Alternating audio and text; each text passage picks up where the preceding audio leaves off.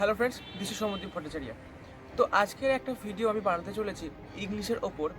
Basically SSC এমটিএসে ইংলিশের কোন পার্টগুলোকে তোমরা বেশি ভালো করে পড়বে, এটা আমি অ্যানালিসিসের বেসিসেই বলবো। মানে আমি অ্যানালিসিস করেছি। প্রথমত আমি 2022 এক্সাম দিয়েছি, তো সেটারও একটা অ্যানালিসিস আমার মধ্যে রয়েছে। 2023-এরও আমি কোয়েশ্চেন দেখেছি। তো কোন জায়গাগুলি থেকে কোয়েশ্চেন আসছে ইংলিশে বেসিক্যালি, সেটা আমি আজকের ভিডিওতে আলোচনা করব। বাট তার আগে আমি বলে রাখি যে তোমাদের যে এত কমেন্ট, তার জন্য না আমি অনেক বেশি গ্রেটফুল। তো তোমাদের অনেকের ডাউট আছে, তোমরা সেগুলো কমেন্টে করছো। বাট আমি চাইছি রিপ্লাই করতে, কিন্তু এত কমেন্টের পরিমাণ যে আমি না চেয়েও করতে পারছি না। দেখো, আমি নিজে একজন অ্যাসপিরেন্ট, আমি অন্য এক্সামের প্রিপারেশন নিচ্ছি, তো আমাকেও একটা পড়ার একটা টাইম টেবিল মেনটেন করতে হয়। তার মাঝখানে একটা কিছু ভাবতেও হয় যে কোন বিষয়ের ওপর ভিডিও করলে তোমাদের সেটা ভালো লাগবে বা যেটা হেল্পফুল হবে। তো এত কিছুর মাঝখানে আমার ওই কমেন্টে রিপ্লাই করাটা না অনেক সময় পসিবল হচ্ছে না। তো তোমরা এটা মনে করো না যে আমি রিপ্লাই করতে চাইছি না। আমি যেটা সামনে পেয়ে যাচ্ছি সেটা তো রিপ্লাই করেই দিচ্ছি, বাট অনেক সময় হয়ে উঠছে না ইচ্ছা থাকা সত্ত্বেও। বাট আমি রিপ্লাই করব, চেষ্টা করব। তোমরা তোমাদের ডাউট অবশ্যই জানিও। তো আমার ভালো লাগে তোমরা যখন ডাউট জিজ্ঞেস করো। তো সত্যি এটা খুব একটা গ্রেটফুল আমি তোমাদের কাছে। তো যাই হোক, আমি এবার আমার টপিকে আসি যে ইংলিশের কোন জায়গাগুলি থেকে কোয়েশ্চেন এসএসসি এমটিএসে বেশি আসছে।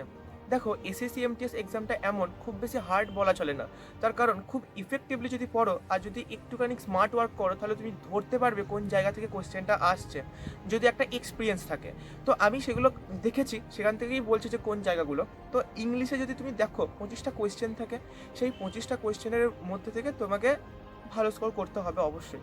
তো এবার কোন পার্টগুলো থেকে কোয়েশ্চেন আসছে, যদি প্রথমেই আমি ভোকাব পোর্শনটাতে যাই, দেখো সিনোনিম অ্যান্টোনিম থেকে 4টে কোয়েশ্চেন তুমি দেখবে আছেই প্রত্যেকটা পেপারে।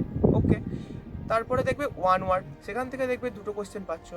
তারপরে দেখবে ইডিএম ফ্রেজ, সেখান থেকেও দেখবে 2টো কোয়েশ্চেন। এখন তো ইডিএম ফ্রেজ এভাবেও আসছে, একদম ডাইরেক্টও আসছে, আবার অনেক সময় ড্যাশ পূরণ আকারেও চলে আসছে, মানে ফিল ইন দ্য ব্ল্যাঙ্কস এরকম টাইপের।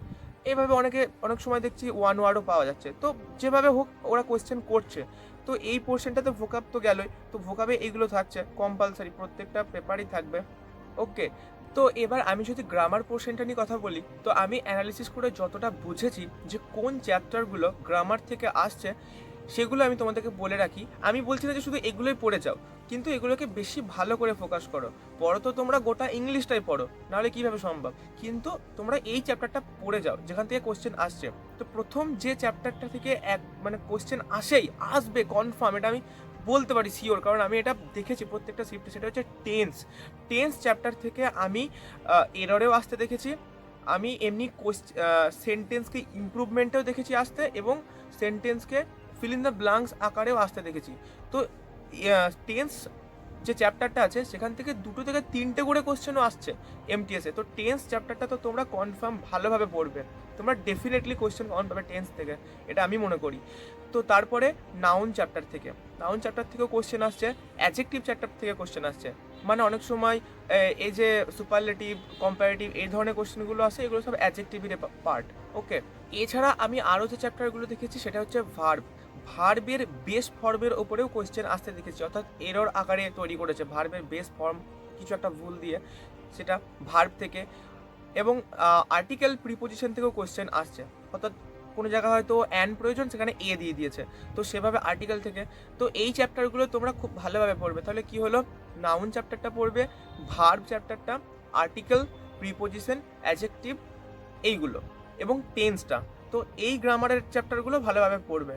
বাকি অ্যাডভার্ব যেগুলো রয়েছে, কনজাংশন রয়েছে, তো এগুলো থেকে খুব একটা বেশি কোয়েশ্চেন আসে না, বা কখনো কখনো এসে যেতেও পারে। বাট যাই হোক, এই যে চ্যাপ্টারগুলো বললাম সেগুলো যেন পড়ো, কারণ এটা আমি অ্যানালিসিসের বেসিসেই বলছি। ওকে, এবার কম্প্রিহেনশন পোর্শনে যদি আসি, তো দেখো কম্প্রিহেনশনে পিকিউআরএস থাকবে এবং থাকবে ক্লোজ টেস্ট। তো যেগুলোর জন্য তোমাদেরকে প্র্যাকটিস করলে, প্রিভিয়াস ইয়ারের কোয়েশ্চেন যদি খুব প্র্যাকটিস করো, তাহলে এগুলো একটা কী হবে, আন্ডারস্ট্যান্ডিং হবে। তো আন্ডারস্ট্যান্ডিং থেকেই এই কোয়েশ্চেনগুলো করতে পারবে।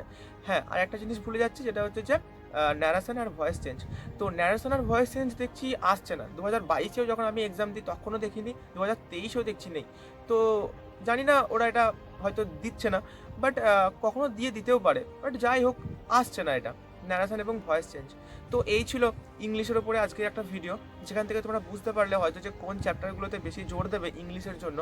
তো যদি ভালো লেগে থাকে ভিডিওটা, যদি মনে হয় যে না ফ্রুটফুল ছিল ভিডিওর কন্টেন্ট, তো অবশ্যই একটা সাবস্ক্রাইব করে যাবে এবং তোমরা আমাকে জানাবে যে কোন বিষয়ের ওপরে আমার ভিডিও করা দরকার। অবশ্যই তোমরা সাজেস্ট করবে, ওকে। আর কিছু ভুল যদি হয় তো অবশ্যই জানাবে সেটা, ওকে। ক্রিটিসাইজ না করে বলবে যে এই জায়গাটা ভুল হচ্ছে। Thank you.